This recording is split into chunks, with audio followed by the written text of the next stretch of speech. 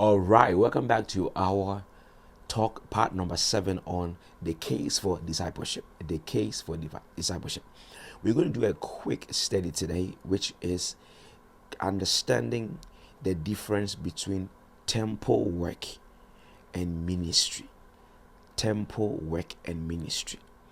You understand that the Old Testament set a clear difference between temple work and obedience to God.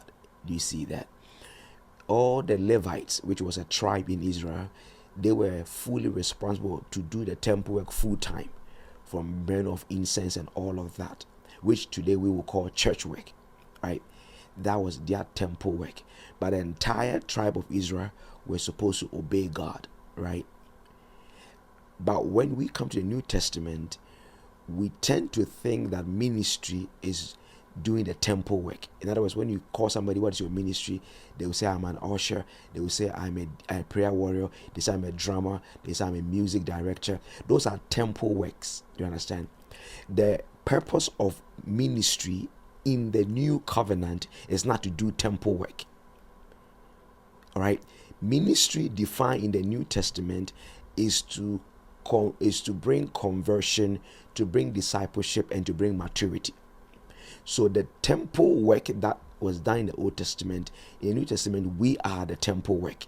So working on immature Christians to make them mature is the scope of ministry.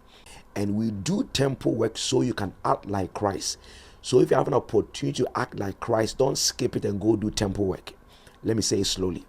Ministry is to bring all of us to act like Christ. So if you have an opportunity to act like Christ, don't skip that to go do temple work, because temple work, the purpose of temple work is to cause us to look like Christ. Do you understand that? That is why you have to see it in such a way that your life as a Christian doesn't end when church is closed, because your entire life is supposed to be transformed to look like Christ, from glory to glory, from grace to grace. So that is what it is all about. So when you see somebody who has an opportunity to act like Christ at home, but they decide to skip that opportunity and they rush to church to go play drums, then you realize that this person don't understand ministry. So in the New Testament, we don't do church for doing church sake. We do church so we will look like Christ in the end.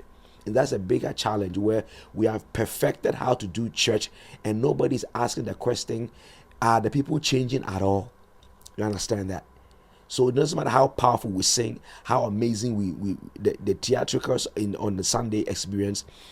That is a means to an end.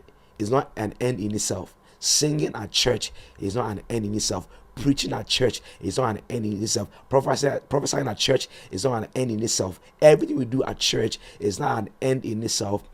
And we are too caught up with temple work, and we don't understand that temple work is not the end. It's a means to an end. That's why in the end, Jesus will say, you perfected a temple work.